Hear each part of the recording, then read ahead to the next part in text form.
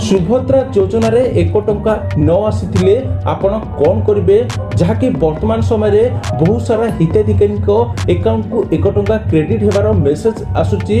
यदि आपन को ए पर्यंत एक टंका क्रेडिट होबार मेसेज आसी ना तेबे आपन को कौन करने को पड़ो, पुणी थे आवेदन करने को पड़ो ना ब्लॉक को जीवा पड़ो, कौन करने को पड़ो डिटेल्स यही वीडियो जानिबा निहात रूपे वीडियो को लाइक करंतु ता सहित चैनल को प्रथम थर पे आस्तिले सब्सक्राइब करंतु।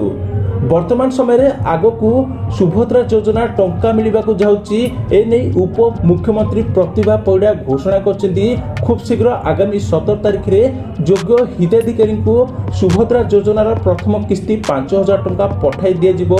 किंतु वर्तमान समय जो मेसेज आसुची मेसेज रे आपन को अकाउंट रे 1 टंका Subhadra portal through DBT testing माध्यम रे क्रेडिट होची। जो माने सुभद्रा योजना रे ऑनलाइन अप्लाई आरंभ हेबार प्रथम दिन ही ईकेसी कंप्लीट करी सक्सेसफुली सुभद्रा योजना पोर्टल रे ऑनलाइन आवेदन करथिले एवं सेमानकर फॉर्म ब्लॉक स्तर रे कंप्लीट वेरीफाई सरी जाइछि। सेमान को एही मेसेज आछि 1 टंका लेखाए सुभद्रा पोर्टल रु क्रेडिट होइछि जहाँकि टेस्टिंग थ्रू।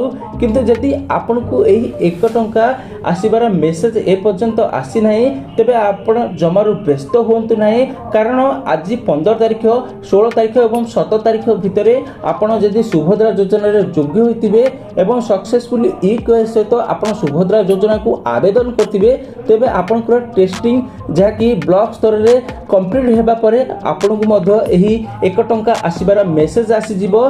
ता सहित आपण किछि समय वेट करंतु। ता सहित जदि आपण को मोबाइल नंबर को 1 टंका आसीबार मेसेज आसी नाही ताहले आपण चाहिले निज बैंक को जाई डीबीटी जो बैंक रे डीबीटी लिंक रही से बैंक अकाउंट रो मिनी स्टेटमेंट को मध्य चेक करि परिबे। जदि आपण को 1 टंका आसीबार मिनी स्टेटमेंट रे आपण देखंती ताले आगामी 17 तारिख सुभद्रा योजनार प्रथम किस्ती टंका आसी जीवो।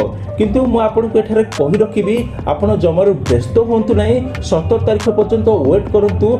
निहात रूपे आपण जदि योग्य होइतिबे संपूर्ण रूपे ईकेआईसी प्रोसेस रे सुभद्रा योजना को आवेदन करथिबे ताले आपन को मध्य 1 टंका आसीबार मेसेज आसी जीवो। रूपे वीडियो को लाइक करंतु एवं चैनल को प्रथम थर पे आस्तिले सब्सक्राइब करंतु एवं सुभद्रा योजना को नै जदि आपनकर किछि भी कोरी अछि कमेंट माध्यम रे जणांतु।